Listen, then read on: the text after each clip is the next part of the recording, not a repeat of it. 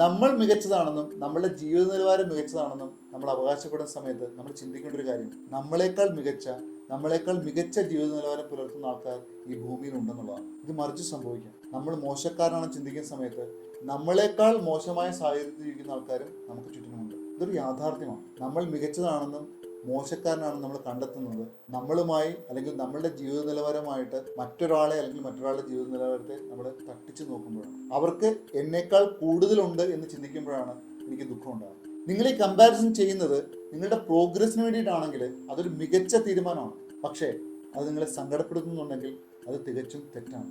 നമ്മൾ മനസ്സിലാക്കേണ്ടത് നമ്മളെല്ലാവരും യുണീക്കാണെന്നുള്ളതാണ്.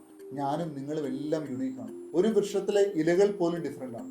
ഈ ലോകത്തിലുള്ള കോടാനുകോടി ജനങ്ങളുടെയും ഫിംഗർ പ്രിൻറ്റും ടങ് പ്രിൻറ്റും വരെ ഡിഫറെൻ്റ് ആണ്. അപ്പോൾ നമ്മൾ ചെയ്യുന്ന ഏറ്റവും വലിയ മൂഢത്തരം എന്താണെന്ന് ചോദിച്ചാൽ നമ്മൾ മറ്റുള്ളവരെ പോലെ ആകാൻ ശ്രമിക്കുന്നതാണ്. നമ്മളെപ്പോഴും നമ്മളായി തന്നെ ജീവിക്കും. എല്ലാവർക്കും ശുഭദിനം. Thank you so much.